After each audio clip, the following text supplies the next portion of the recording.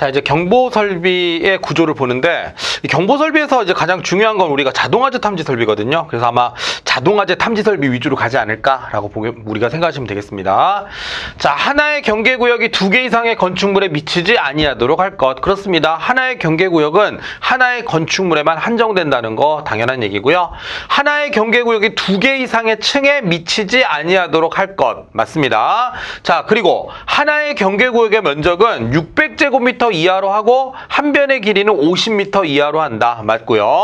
요 규정은 삭제가 됐습니다. 예전에는 이게 지하구의 길이가 700m 이하로 되게끔 해라라고 하는 게 있는데 요 기준이 삭제가 됐어요. 그래서 없다. 답은 4번. 글쎄 뭐 문제 이거 없는 걸 굳이 물어보는 건 좀 이상하긴 한데 어쨌든 간에 요거는 사라졌다라고 하는 거 여러분들 잘 생각을 하시면 되겠습니다.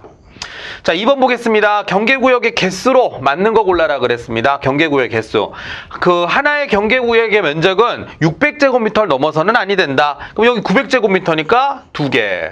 자, 600제곱미터 이하라고 했으니까 자, 600제곱미터까지는 어떻게 됩니까? 600제곱미터 이하 그랬으니까 하나로 봐도 되는 거죠. 그래서 600제곱미터 이하라고 했으니까 여기까지는 그냥 하나로 보고 600제곱미터까지는 하나로 본다는 얘기죠. 500은 한 개, 여기도 한 개인데 자, 요거 2개를 더 해보세요. 2개 더 하면 얼마입니까? 2개 더해서 500제곱미터가 안 되죠? 자, 2개의 층의 경계구역에 미치면 안 된다고 우리가 위에 문제에서 배웠죠? 조건이 있어요.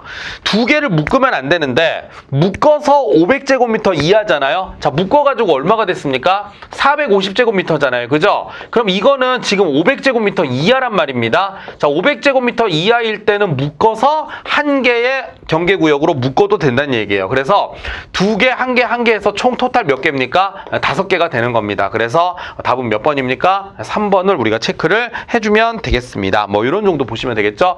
요게 조금 애매하긴 한데 600제곱미터 이하라 그랬으니까 600도 들어가는 거예요. 그래서 600까지는 하나로 본다 이런 얘기입니다. 여기까지는 하나로 본다. 요거 주의하시면 되겠죠? 예.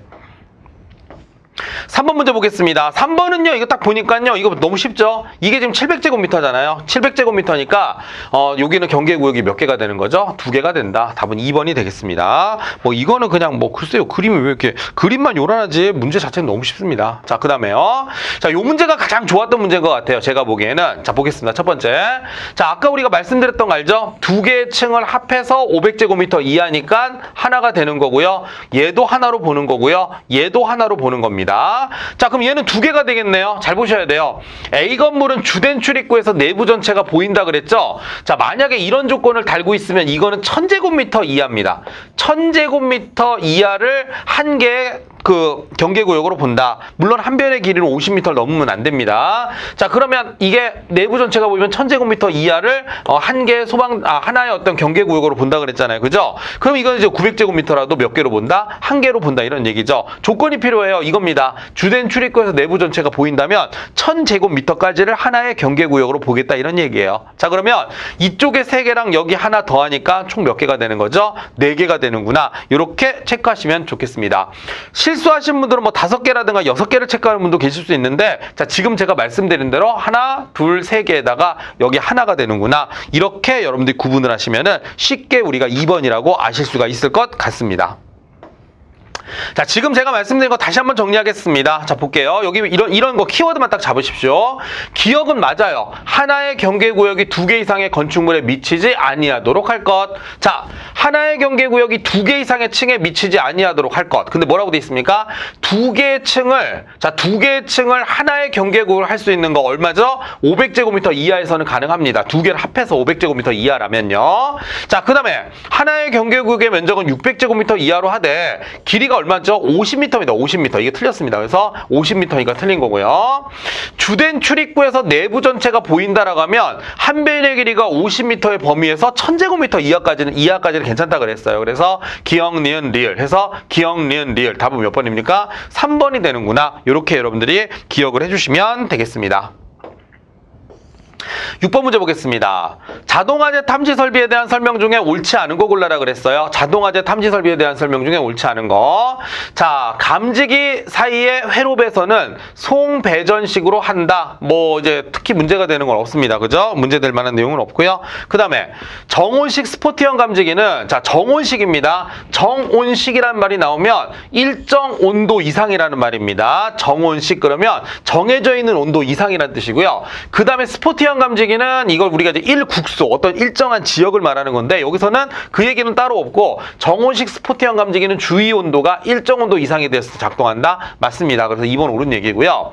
자, 그 다음에 스위치 주위 표시등이 전멸이 된다는 얘기는 지금 뭔가 스위치가 눌러져 있지 않아야 될 게 눌러져 있다는 뜻이에요. 말 그대로 스위치에 뭔가가 지금 눌러져 있으니 한번 확인해 보세요 라는 걸 보여주는 거지 감지기가 작동했다라고 볼 수는 없는 겁니다. 그래서 스위치 주위 표시등 전멸은 감지기랑은 상관이 없다. 답은 3번이 되는 것이고요. 그 다음에 여기 나오네요. 구획된 실외 면적이 1100제곱미터인데 무슨 말이 없습니까? 주된 출입구에서 내부 전체가 보인다라는 그런 말은 없잖아요. 그죠? 그런 경우에는 경계구역의 수가 몇 개? 2개가 되는 게 맞는 거죠. 그래서 6번의 답이 3번이 되는 것입니다. 근데 만약 여기서 단 주된 출입구, 근데 주된 출입구라고도 안 되네요. 일단 1000제곱미터가 넘었네요. 그죠? 그래서 어쨌든 2개가 된다라고 하는 거 기억을 하시면 되겠습니다. 그 정도 볼게요. 6번의 답은 3번입니다. 자, 7번 보시면은 이제 정온식 스포티형 감지기 동작 원리인데 자, 제가 이거 딱 찍는 거 알려드릴게요. 찍는 거라고 좀 죄송하긴 한데 정온식이란 말이 나오면 무조건 바이메탈입니다. 정온식은 무조건 바이메탈이에요. 정온식은 무조건 바이메탈이고 다이아프램이란 말이 나오면 이건 무조건 차동식입니다. 이렇게 외우시는 게 좋아요. 그래서 얘는 무조건 차동식이다. 그래서 요거는 정온식 스포티형 감지기 동작 원리를 말씀드렸으니까 바이메탈이 휘어져서 접점이 붙어야 된다는 겁니다. 그래서 7번의 답은 몇 번이에요? 4번을 체크해 주시면 되겠습니다. 자, 그 다음 8번 보겠습니다.